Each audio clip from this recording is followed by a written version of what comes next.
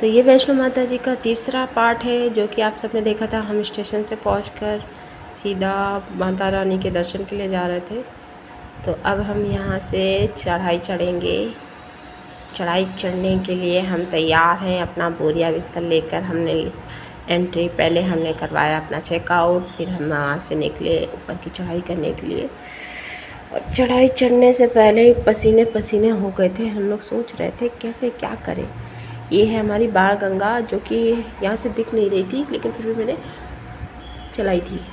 और ये अम्मा चल रही थी आगे आगे। मेरा पसीने से हाल बेकार था और हम लोग बहुत ऊपर चढ़ चुके थे, जहाँ ढोलक वोलक बज रहे थे। फिर हम और चढ़ाई चढ़ते जा रहे थे, चढ़ते जा रहे थे, चढ़ते जा रहे थे, चढ़ते जा रहे थे। ऐसा लग रहा था कितनी ऊंची चढ़ाई है, माता रानी अब ना चढ़ पाएंगे। लेकिन जयकारा बोलते बोलते हम लोग काफ़ी ऊपर चढ़ गए। फिर मैं एक जगह पे बैठ गई, थोड़ा सा सैताने लगी।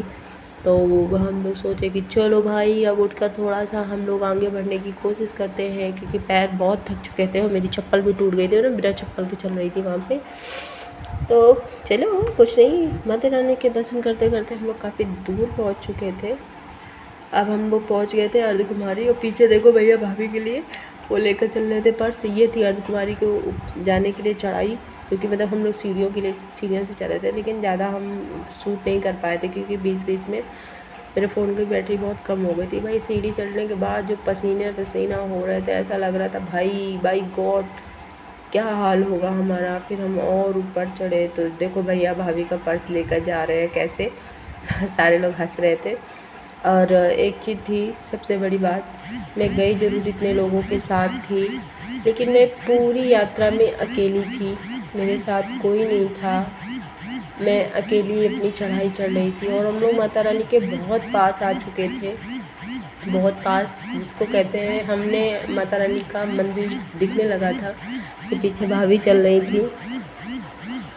भाई अब हम क्या बता सकते हैं। ये थी जो धुंध छाई थी वहाँ पे, जैसे जैसे टाइम बीत रहा था वैसे वैसे धुंध आ रही थी। यहाँ अदिति रो रही थी मम्मी के लिए, अपनी चुप कराने की कोशिश कर रहे थे हम लोग। लेकिन इसके बाद हम माता रानी के बहुत पास आ गए थे। ये माता रानी के मंदिर के पास की खाई है, और वो रहा माता रानी का मंदिर, जो कि साफ साफ दिख रहा था। फिर हमने इधर को नीचे के लिए देखने लगी, कितनी नीचे खाई है, कोई गिरेगा तो क्या होगा उसका। तो फिर हम लोग आगे बढ़ने लगे यहाँ से। भाई मेरे साथ कोई था नहीं, तो मैंने अपना वीडियो खुद ही ब्लॉग बनाया था जैसे तैसे। यहाँ पे हम लोग मंदिर के पास पहुँच चुके थे, जहाँ पे अदिति, मैं और भैया इंतज़ार कर रहे थे, भैया का, आंटी का और सबका। और वो माता रानी का मंदिर हम लोगों को दिख रहा था। यहाँ से मेरा फ़ोन भी डेड होने वाला था, काफ़ी फ़ोन मेरा डेड हो चुका था।